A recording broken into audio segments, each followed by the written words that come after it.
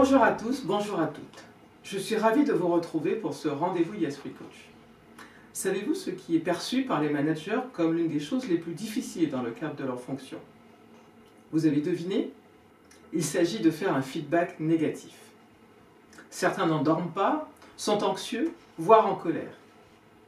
Savez-vous ce qui est encore plus étonnant lorsqu'on interroge les managers? Ils admettent qu'il est encore plus difficile de faire un feedback positif. D'ailleurs, certains managers considèrent que leur fonction consiste à transmettre les mauvaises nouvelles et corriger les erreurs de leurs collaborateurs. C'est là surestimer la valeur et le bénéfice du feedback négatif. Il y a aussi l'idée qu'un manager doit être dur. Nous ne sommes pas dans un monde de bisounours. Faire un feedback positif, ce serait signe de faiblesse, ou alors inciter les collaborateurs à en faire moins, à lever le pied. Comment faire un feedback efficace? Je propose de partager avec vous dans cette vidéo deux bonnes pratiques, le feedback positif et le feed-forward.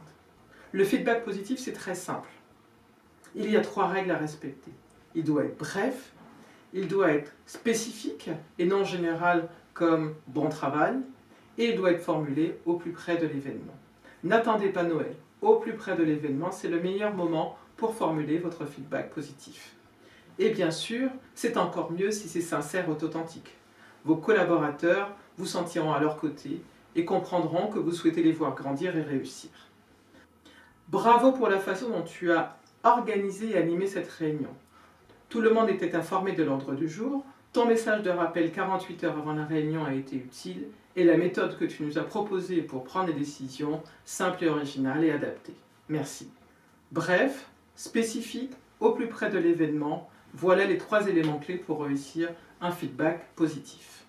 Deuxième bonne pratique, ne vous embêtez plus avec le feedback négatif. Remplacez-le par le feed-forward. Le feedback négatif est orienté vers le passé, le feed-forward est orienté vers l'avenir. La prochaine fois que vous souhaitez faire un feedback négatif, je vous invite à utiliser plutôt la technique du feed-forward, qui consiste à formuler des propositions, des solutions orientées vers l'avenir. La prochaine fois que tu organises une réunion, je te suggère, je t'invite à envoyer l'ordre du jour 48 heures à l'avance afin que chacun se prépare.